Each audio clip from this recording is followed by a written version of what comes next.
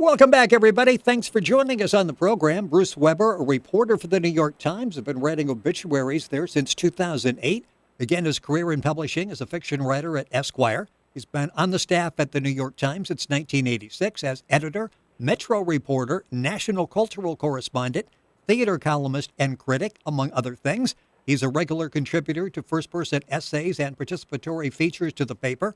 Author of the New York Times bestseller, As They See 'Em, A Fan's Travels in the Land of Umpires. And he's the author of the new book, Life is a Wheel, Love, Death, Etc., and a Bike Ride Across America. Bruce shares his adventures of a solo bike ride from coast to coast at age 57. Bruce, welcome to the program. Great to have you with us. Thanks very much, Rick. It's nice to be here. I love the book, and let's go back. This is actually the second time you did this. In 1993, you went coast to coast. You were 39 years old.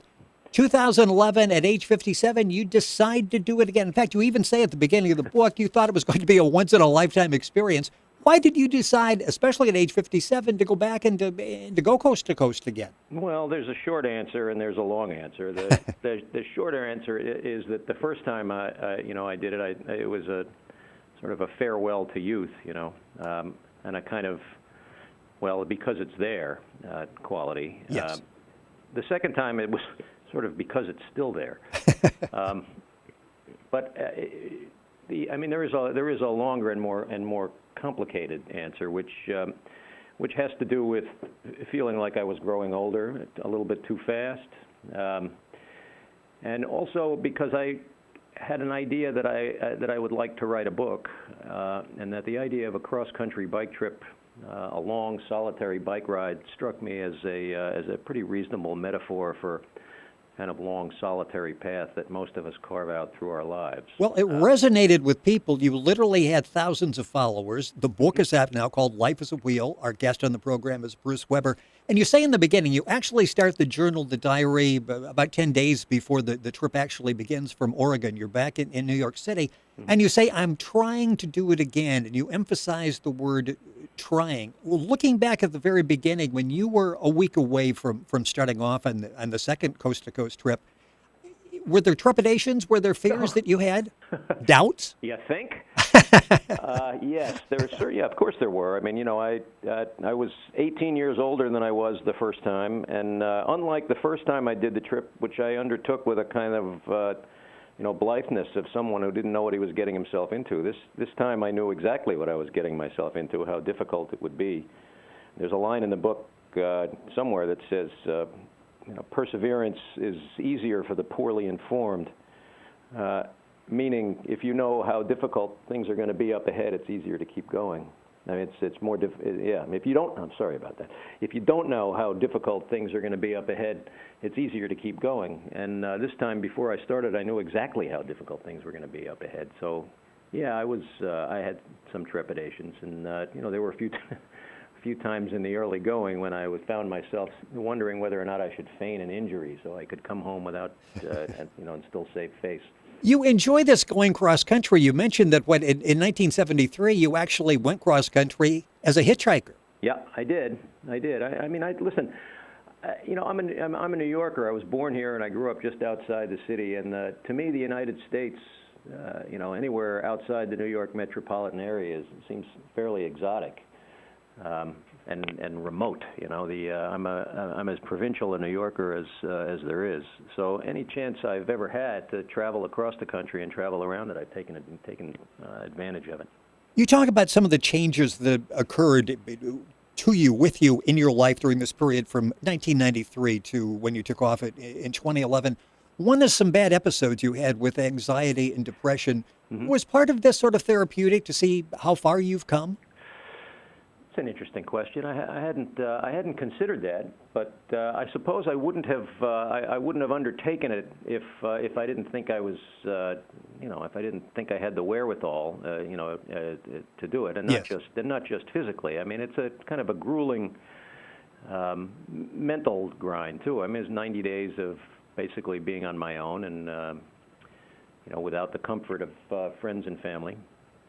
And pushing myself to exhaustion every day. So, I mean, there's a certain will and discipline that takes. And I think if I hadn't gone through some of the things that I'd gone through previously,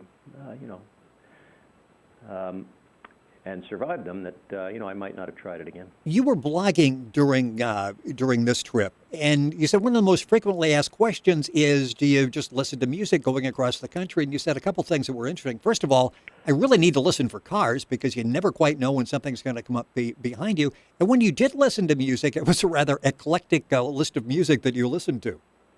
Yeah, no, that's pretty true. I mean, it's not, and I very rarely put music on. I never wore headphones because I just simply find that dangerous. And also because if you're going to be outdoors, you want to be outdoors. I mean, that's the other thing. But music is a part of the trip. For some reason, I think, and I think most cyclists will tell you that this is the case, that stuff runs through your head. And you're sort of helpless to determine what it is that's going to run through your head. Usually, it has to do with the rhythm of your the rhythm of your pedal stroke and what and how quickly you're going. So I find myself whistling things like "Hang On, Sloopy," and then followed by a Mozart. So you really do. I often felt I was completely helpless about the iPod. The iPod tracks running in my head. Now, I didn't have any control over it. You had a bicycle specifically custom-made, built for you, and you're thinking, because you bicycle in New York, I don't think you own a car, so here's something you want not only for this trip, but something that's going to be useful when you get back to New York City. Yeah, I do ride it around here, although not in the city too much. I mean, sometimes I'll take it outside the city on rides. And to be perfectly honest, I'm not crazy about riding a bike in New York City. It's dangerous. Although there's a really terrific new bike sharing system that the city has installed, and I have been using it to commute to work. Well, that's interesting because in the book you talk about the difference between 1993 and 2011 when you did this, and you mentioned there are more cyclists now. Are we more forgiving and willing to share the road with cyclists? I think so. I actually think we're in a period of sort of forging a détente. The bike sharing system in New York is about 9 months old, and I noticed the difference between last summer and now. That drivers are definitely more alert to bicyclists on the road, at least in the city. Between 1993 and 2011 across the United States, I didn't have too much trouble with cars on either trip. Although I think I probably was heckled a little bit less this time than I was the last time. So, bicycling as a culture is becoming incredibly popular. So I think that's helping as well. You're listening to This Week in America. Our guest on the program is Bruce Weber. His new book is called Life is a Wheel, Love, Death, Etc., and a Bike Ride Across America. Comparing 1993 to 2011, again, it's interesting because back in 1993, and you said it became a rather large expense. We didn't have GPSs back then. What you had to literally stop along the way and pick up some maps and pay for them. That's right. I mean, and not only was it there was a significant budget item, the local maps. I mean, and local maps were the ones you wanted to have because they showed roads that were not the main roads, which are the ones that I wanted to be on. But not only did they become a big expense, I mean, I had to, carrying them all was I had to leave room in my saddlebags. Although finally, after I'm a bit of a collector. I was planning on holding on to all of them, but finally I ended up just pitching them when I was through the area because I couldn't carry them all. You mentioned the side roads. Was it North Dakota where you had to take a detour on the interstate? Yeah, I think I made a mistake and didn't get off an exit at a certain point where there would have been a less traveled road. So I found myself riding on the shoulder of the interstate, where in North Dakota it's legal to do that, and reasonably safe, mostly because the traffic isn't very heavy. But I came across a construction zone in which the traffic going in the other direction was detoured onto our lane, onto the where westbound traffic was detoured onto the eastbound lane. And suddenly things were sort of furiously hectic, and so I found a break in traffic and ran my bicycle across the highway divider and bicycled in the empty lane where it had been blocked off for construction. And you talk about a sort of an Alice in Wonderland experience. It really was like being through the looking glass. Bruce's trip took 95 days, passed through 16 states, 4,152 miles, and you made a concession. You basically went back and allowed yourself an extra day for each year you were older than the first trip in 1993. I'm not sure I made that concession consciously, but certainly that's the way it turned out. Although it is true that I allowed, from the very beginning, I sort of recognized that I wasn't going to be able to keep up the pace that I had 20 years earlier. So, and once I got myself into that mindset that I didn't have to break my neck every day, I actually enjoyed taking my time a little bit. Interesting. You point out in the book, and this really is a good rule for life, too, not just if you're going to do something like you going across on a bicycle. You said physical and mental exhaustion, you really talk your mind and body not into looking for the next finish line, but merely the next mile, the next stop, the next town. So often we take off bigger chunks than we're able to handle. And you realized, I'm going to just take it, I'm not going to think about the finish line. I'm going to think about the next logical step here. Yeah, I think there's a lesson that bicyclists learn, and they learn it over and over and over and over and over again because you forget it as soon as you learn it, and that is you can only ride up one hill at a time. When you're on a long ride and you're struggling, you're laboring up a hill, your mind goes to a place where, if I have to do this for the next 2,000 miles, I'll never make it. It's going to kill me. When in fact you don't have to do it for the next 2,000 miles. You just have to do it to the top of the hill, and that's that's really not a bad lesson for not a bad lesson for life either. I think you're right. The book is by Bruce Weber, called "Life is a Wheel: Love, Death, Etc." and a bike ride across America, based on his popular New York Times series of several years ago, on his basically coast-to-coast bicycle ride, ending up in New York City. And you mentioned something that's interesting, and I often thought this was the case. But basically, every town has a mom's diner. That's just sort of state regulation, I believe. Well, there's usually it was something that I discovered about food in this country, that there are usually two places to eat. No matter how small the town is, there's usually two places to eat. One is operated locally. It's called Mom's or Joe's or Al's, and the other one is a fast food diner, some kind of fast food outlet. And most of the time, you're better off at McDonald's or Arby's or Taco Bell. I almost never use the Arby's or the McDonald's or the Taco Bell. I have this endless hope that that you're going to stumble across this gourmet restaurant in the middle of nowhere, but it almost never happens. When you look back and you compare this to 93, you talk in the book about the fact that you knew this time was connectivity. I mean, you could blog, you could get instant response from people, you could interact with people. Right. So that was a plus, but a minus that was it really emphasized to you you're missing this face-to-face connection, this contact, especially with your girlfriend at the time. Right. I mean, it was it was interesting. The connection to my friends, to my girlfriend, to my family, was really conspicuous by its absence and conspicuous by what it had been replaced with all of this, electronic connection that I had. 20 years earlier, when I had gone across the country, I wasn't connected with anybody. In fact, even though I was writing stories for the paper, I would write them out longhand in a notebook and phone the paper from a motel room and read the stories into a tape recorder. And someone would take them from a tape recorder, transcribe them, and hand them to an editor. And that was the process by which the stories got into the newspaper. This time, of course, I wrote the stories on an iPad, pressed a button, and the next thing I knew, they were online.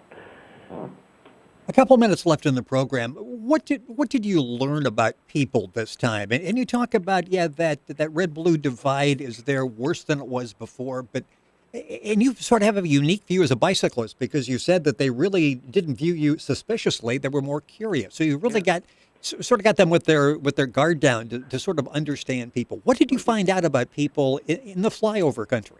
Well, I think this was the most encouraging and the thing about the trip and the thing that I am most pleased by.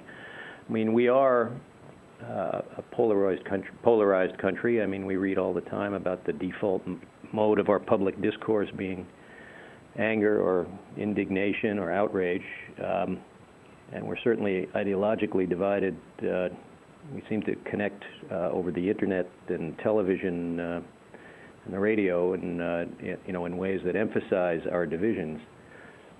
But as a New Yorker riding across, coming from a very blue state, very blue place, and riding through what were really a lot of red states, I didn't encounter any of that. And the lesson there was that circumstantial relationships, as opposed to ideological ones, are the ones that seem to me to be much more genuine and the ones that you want to treasure the most. And they're much more valuable. When you're riding a bicycle through a small town in Montana and you're a long way from home and your water bottle is empty, the last thing you want is to get into an argument with somebody over who you're voting for president. And in fact, most people who encounter you in that situation will say, "Let me fill your water bottle for you," or "Do you have a place to stay? There's a motel just up the road," or "We don't have any place to stay here, but let me call my sister who has a cabin 3 miles away, and I think it's empty right now."